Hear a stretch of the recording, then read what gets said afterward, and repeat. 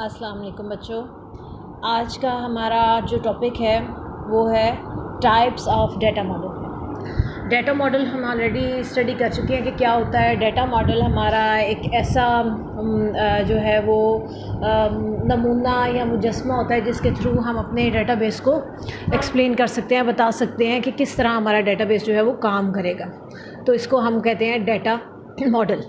उसकी रिप्रेजेंटेशन, हमारे मॉडल की जो रिप्रेजेंटेशन है, जो तरीक़ाकार है कि उसको हम डाटा मॉडल में गिनते हैं। आज हम देखेंगे हमारे पास कौन कौन से डाटा मॉडल्स जो हैं वो मौजूद हैं। वैसे तो डेटाबेसेस में बहुत से डाटा मॉडल्स जो हैं वो मौजूद हैं, लेकिन यहाँ पर हम सिर्फ उन डाटा मॉडल्स को स्टडी करेंगे जो कि मोस्ट कॉमनली यूज़ हुए हैं या जिनको ज़्यादा जो है वो प्रेफर किया गया है। उसमें हमारे पास ऑब्जेक्ट ओरिएंटेड मॉडल है, हायरार्किकल मॉडल है, नेटवर्क मॉडल है और रिलेशनल मॉडल है। इसके अलावा भी बहुत से मॉडल्स हैं, लाइक हो सकता है आपने पढ़ा हो ऑब्जेक्ट जो है वो रिलेशनल मॉडल के बारे में या ईआर मॉडल के बारे में। ईआर मॉडल तो ईआर को तो हम पढ़ते हैं, तो उसके मॉडल के बारे में भी ऑलरेडी स्टडी कर चुके हैं। तो ये कुछ कॉमनली यूज डाटा मॉडल्स हैं जिनको हम स्टडी करेंगे। ऑब्जेक्ट ओरिएंटेड मॉडल्स के किस तरह से काम करते हैं, इसमें जो आपके डाटा और रिलेशनशिप्स हैं उनको एज अ सिंगल स्ट्रक्चर जो है वो बनाया जाता है, यानी कि उनकी क्लासेस बनाई जाती हैं। आप ऑलरेडी ऑब्जेक्ट ओरिएंटेड जो प्रोग्रामिंग है उसको स्टडी कर चुके हैं। तो इसमें बिल्कुल इसी तरह होता है कि इनकी क्लासेस बनाई जाती हैं। एक ऑब्जेक्ट के बारे में जितनी भी इंफॉर्मेशन होती है, जितने भी उसके फंक्शंस होते हैं, वो सब उसमें रखे जाते हैं और फिर उस चीज़ का ऑब्जेक्ट क्रिएट कर लिया जाता है। ये किस लिए प्रेफर किए जाते हैं ऑब्जेक्ट ओरिएंटेड मॉडल्स? इसलिए प्रेफर किए जाते हैं कि आप इसमें ऑडियोज़, वीडियोज़ और इमेजेस जो हैं वो बड़ी आसानी से स्टोर कर सकते हैं, जो कि कॉमनली रिलेशनल जो डेटाबेसेस हैं उनमें रेकमेंड नहीं किया जाता कि आप उसमें लार्ज साइज़ ऑफ वीडियोज़ या ऑडियोज़ या इमेजेस वगैरह जो हैं वो स्टोर करें। तो ऑब्जेक्ट ओरिएंटेड मॉडल्स बेसिकली इसलिए ज़्यादा जो है वो पसंद किए जाते हैं कि उसमें ये चीज़ें, अगर आपके डेटाबेस की ये रिक्वायरमेंट हो कि उसमें ऑडियो वीडियो सेव करनी हो, तो फिर आप इनको यूज़ कर सकते हैं। अब इसमें दो या दो से ज़्यादा जो ऑब्जेक्ट्स हैं उनको आपस में लिंक्स के थ्रू या पॉइंटर्स के थ्रू जो है वो कनेक्ट किया जाता है। यहाँ पर एक मिसाल है आपके सामने कि किस तरह से ऑब्जेक्ट ओरिएंटेड मॉडल्स जो हैं वो काम करते हैं। यहाँ पर दो ऑब्जेक्ट्स हैं हमारे पास, एक है डिपार्टमेंट और दूसरा है एम्प्लॉय। दोनों ऑब्जेक्ट्स के जो एट्रीब्यूट्स हैं वो डिफ़ाइन किए गए हैं, यानी उसमें कौन कौन से कैरेक्टरिस्टिक्स होंगे, एम्प्लॉय की कौन सी कैरेक्टरिस्टिक्स हैं, डिपार्टमेंट की कौन सी कैरेक्टरिस्टिक्स हैं, और उनके ऊपर जो जो मेथड्स परफॉर्म किए जा रहे हैं उनके बारे में लिखा गया है।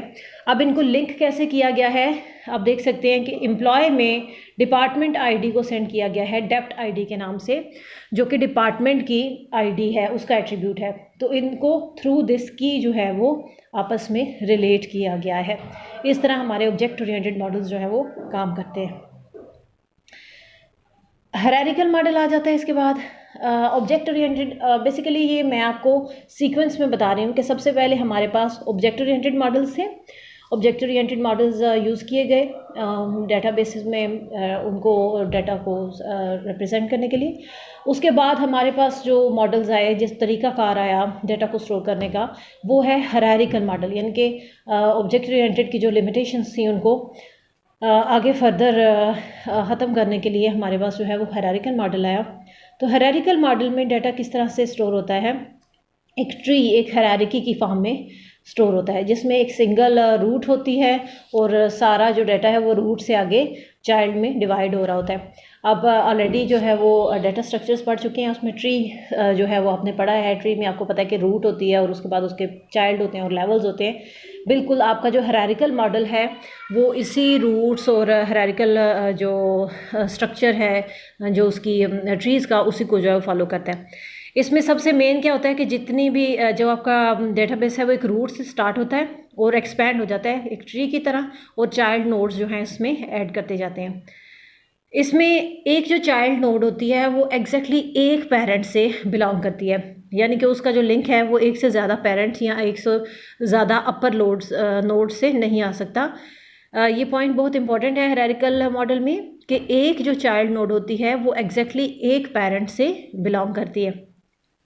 हायरार्की में ये वहाँ पर डेटाबेसेस ज़्यादा सूटेबल है यूज़ करने के लिए जहाँ पर आपको हायरार्की में डाटा जो है वो चाहिए हो, लाइक इंडेक्सेस ऑफ बुक्स हैं, आपको बुक का पता है 1 2 3 4 जिस तरह उसके पेजेस चल रहे होते हैं, एक सीक्वेंस में जो काम हो रहा होता है, वहाँ पर हायरार्किकल मॉडल्स जो हैं वो ज़्यादा एप्लीकेबल हैं। या रेसिपीज़ हैं जिसमें स्टेप बाय स्टेप एक प्रोसीजर परफॉर्म होना है, तो वहाँ पर हायरार्किकल मॉडल को अप्लाई किया जा सकता है।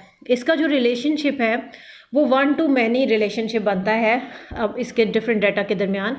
ये किस तरह से कि जैसे मैंने बताया कि एक जो चाइल्ड नोड है वो एग्जैक्टली एक पेरेंट से बिलोंग करती है, लेकिन एक जो पेरेंट है वो एक से ज़्यादा चाइल्ड रख सकता है। सो एक चाइल्ड एक जो है वो पेरेंट रखेगा, उसका 1 रिलेशनशिप है, जबकि एक जो पेरेंट है उसके मैनी चाइल्ड हो सकते हैं। तो इसका जो रिलेशनशिप है, जो मॉडल जो हायरार्किकल मॉडल का के टेबल्स का आपस में रिलेशनशिप होगा वो बेसिकली क्या है, 1 to many रिलेशनशिप है। नीचे उसने एग्जांपल दी हुई है कि एक डिपार्टमेंट जो है वो बहुत से कोर्सेज ऑफर करता है, या उसके बहुत सारे प्रोफेसर्स होते हैं या बहुत सारे स्टूडेंट्स होते हैं, तो इसमें डिपार्टमेंट 1 है लेकिन कोर्सेज जो हैं वो ज़्यादा हैं। यहाँ पर आगे उसने इसकी एग्जांपल दी हुई है कि एक कॉलेज है, कॉलेज जो है वो रूट नोड है, उसके आगे से 2 चाइल्ड हैं, डिपार्टमेंट और इंफ्रास्ट्रक्चर। डिपार्टमेंट जो है उसके आगे से 3 चाइल्ड्स हैं, कोर्स, टीचर और स्टूडेंट। उसके आगे कोर्स के 2 चाइल्ड्स हैं, थियरी एंड लैब। आप देख सकते हैं कि जो पेरेंट नोड बन रही है उसके एक से ज़्यादा जो है वो चाइल्ड हैं, लेकिन जो एक चाइल्ड नोड है वो एग्जैक्टली एक ही पेरेंट से बिलोंग कर रहा है, उसके किसी 2 पेरेंट से जो है वो लिंक नहीं आ रही, आप इन एरोज से देख सकते हैं। इसके बाद हमारे पास हायरार्किकल मॉडल में अब हमारे पास जो है वो एक ड्रॉबैक आ गया, वो ये था कि यहाँ पर हमारी एक ही हायरार्की जो है वो चलती है और सारा जो लोड है वो रूट नोड पर है और रूट नोड पर डिपेंड करता है। अगर पेरेंट नोड को हम डिलीट कर दें तो हमारा पूरा का पूरा फर्दर जो ऑटो चाइल्ड नोड है वो खुद बहुत डिलीट हो जाता है। तो इसमें जो पॉइंटर सेट करने पड़ते हैं, इसमें डिपेंडेंसी जो है वो बहुत ज़्यादा आ जाती है। जो चाइल्ड है वो फुली डिपेंडेंट है अपने पेरेंट नोड के ऊपर।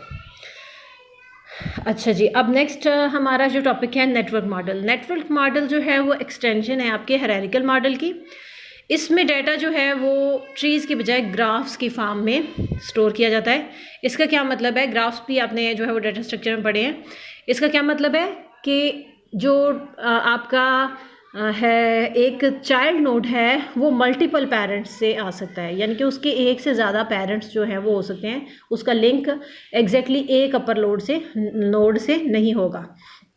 इसलिए ये जो रिलेशनशिप हमें प्रोवाइड करता है, उसकी जो फैसिलिटी हमें प्रोवाइड करता है वो मैनी टू मैनी रिलेशनशिप है, और ये बहुत ज़्यादा यूज़ होता था नेटवर्क मॉडल इससे रिलेशनल मॉडल के आने से पहले। आप देख सकते हैं इसकी मिसाल, जैसे हमारे पास ए नोड है, उसके बाद B1 B2, जो हमारा C2 है वो B1 से भी आ रहा है और B2 से भी आ रहा है। तो C2 जो है वो बेसिकली 2 पेरेंट्स जो हैं उनको ओन कर रहा है, एक B2 है और एक B1 है। ये हमारे अंदर जो है इस मॉडल में फ्लेक्सिबिलिटी है कि ये एक से ज़्यादा पेरेंट्स को सपोर्ट करता है। इसके बाद हमारे पास नेटवर्क मॉडल के बाद जो मॉडल आया वो था रिलेशनल मॉडल, और मोस्ट वाइडली जो मॉडल यूज़ होता है वो भी हमारा रिलेशनल मॉडल ही है। इसमें डाटा जो है वो टेबल्स की फॉर्म में स्टोर किया जाता है। इसमें देखें डाटा पीछे जितना भी था वो सारा नोड्स की फॉर्म में था। जो हमारे पास इसमें था हायरार्किकल मॉडल में था वो भी नोड्स की फॉर्म में था, जो नेटवर्क मॉडल में था वो भी नोड्स की फॉर्म में था, और जो ऑब्जेक्ट ओरिएंटेड में था उसमें ऑब्जेक्ट्स बनाए जाते थे। तो जो रिलेशनल है उसमें किस तरह से है, टेबल्स की फॉर्म में डाटा स्टोर किया जा रहा है। अच्छा जी, ये सबसे ज़्यादा इस्तेमाल होता है पूरी दुनिया में, ये बात तो हमने डिस्कस कर ली। उसके बाद इसका जो बेसिक स्ट्रक्चर है वो क्या है कि इसमें जो टेबल्स हैं उनके आपस में रिलेशनशिप बनाए जाते हैं, और जितना भी हमारा डाटा है वो रोज़ की फॉर्म में जो है वो स्टोर होता है। एक रो में एक पूरा रिकॉर्ड जो है वो स्टोर होता है। इसमें टेबल्स को ही रिलेशन कहा जाता है, जिससे इसका नाम जो है वो रिलेशनल मॉडल डला है। आगे आप देख सकते हैं कि इसमें डाटा कैसे स्टोर है, इसमें एक टेबल बना हुआ है, उस टेबल में उस के एट्रीब्यूट्स हैं और एट्रीब्यूट्स के आगे से उनका फर्दर जो है वो रोज़ की फॉर्म में डाटा जो है वो स्टोर किया गया। तो बेसिकली ये हमारे जो है वो मोस्ट कॉमनली यूज्ड मॉडल्स हैं। अच्छा, इसमें जो मॉडल्स एडिट हैं उनमें सबसे पहले ऑब्जेक्ट ओरिएंटेड मॉडल था और उसके बाद जितने मॉडल्स थे वो हमारे रिकॉर्ड बेस्ड मॉडल थे, यानी कि डाटा जो है वो किस तरह से स्टोर किया जाएगा, वो ये मॉडल्स जो हैं वो हमारे रिकॉर्ड बेस्ड मॉडल थे। अभी हमारे पास एक और टाइप ऑफ मॉडल्स जो है वो रहती है, वो है फ़िज़िकल मॉडल्स, उसको हम फर्दर जो है वो करेंगे। अभी जो है वो हमने ये रिकॉर्ड बेस्ड मॉडल्स जो है उनको स्टडी किया है।